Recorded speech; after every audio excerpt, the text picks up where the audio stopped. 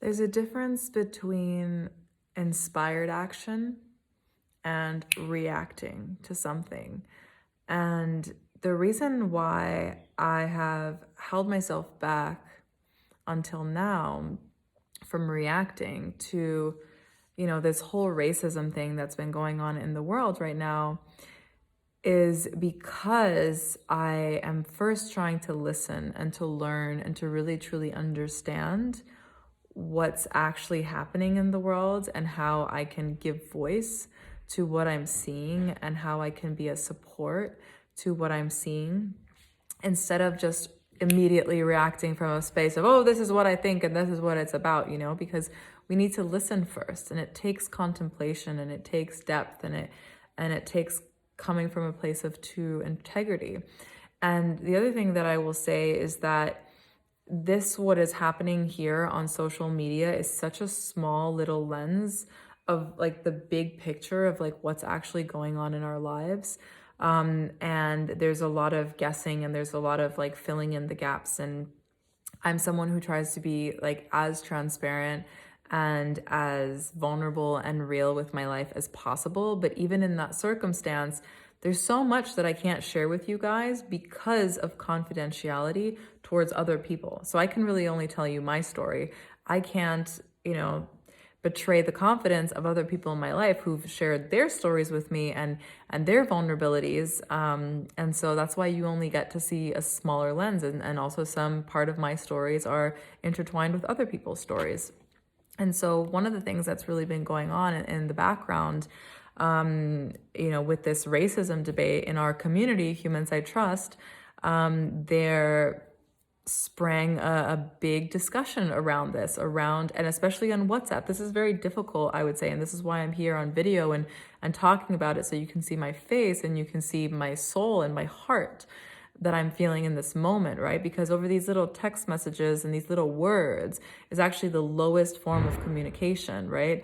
And the next thing that you can do after texting is maybe a voice message, and then you can call someone on the phone. And the best thing is obviously face to face, and the second best is, as I'm doing now, is via video and voice. And so it's just very, very important when we're having these types of debates to also be using the right platforms for it. I don't think that these conversations are meant to be had on Instagram, commentating on a post or a feed. Like, I don't think that has the right space for what the gravity and the importance of these discussions.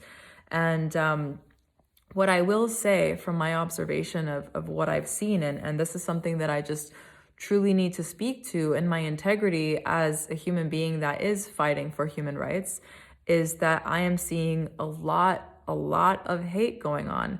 And it's going in every direction of each race, of people's financial backgrounds. They're being attacked, they're being questioned, they're being put under a microscope, and you are this and you are that, and you think this, and actually it's really this word, racist. You are a racist.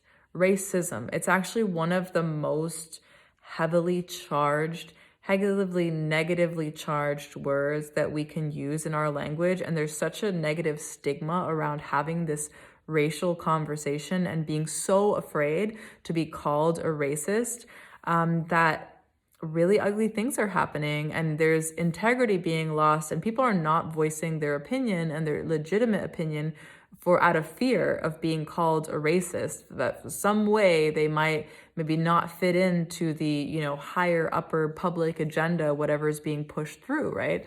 And so when there's the silencing happening and the stopping of the freedom of speech, then it gets a little bit difficult, right? But then the speech kind of gets mixed up, right? Because suddenly people are reacting.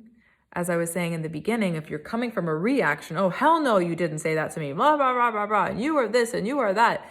We are not anymore in our integrity. We are just in a reactive response, and we're just reacting to what's being said. But if you stop for a moment, if you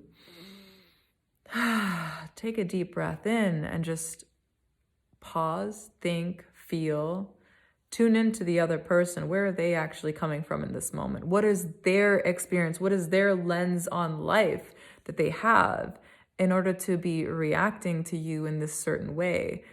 And it will change the dynamic. And what's come through for me, and the reason why I'm making this video is because what was really clear and what was really apparent, because I was getting a lot of hateful messages, a lot of hateful comments, people judging me on what I'm posting on my Instagram, right? This is my personal feed where I share my observations, my life with the world, right? It's a choice that I do it. I don't have to post on Instagram. I don't have a contract with Instagram that's telling me I need to post this many times a week. I don't have a contract with you that's telling me how many times I need to post and what opinions I need to give on what topics, right?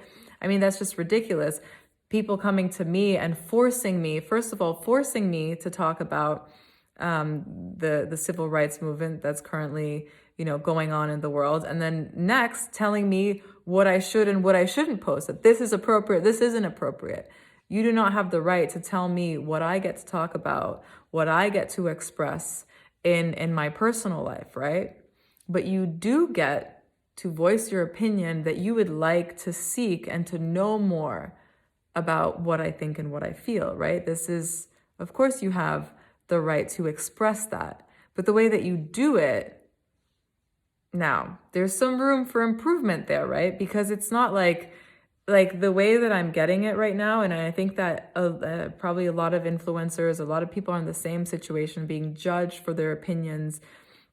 This isn't going to provide any solutions for us, right? It's if you come to me and you say, hey, Virginia, right now in this moment, I'm really struggling in finding clarity or finding, supports in this matter that's happening worldwide. What are your thoughts? What would you like, what are you expressing? Then we can start a dialogue. But instead of people saying, you're an influencer, why are you not saying things? You should be having an opinion. I'm like, okay, great conversation, great way to start here, right? And so this is where we need to be careful. And this is where it exacerbates and just explodes this whole matter in different fields, because this is all about freedom. This is all about choice. This is all about rising up together as a collective, as a human collective, no matter what your status is, what your background, what your race, and fighting for human rights, and actually asking ourselves, hey, what are our values as humanity, right? What are our collective values? How can we become in shared reality together, and to step forward and to create a legal system that is in support of that?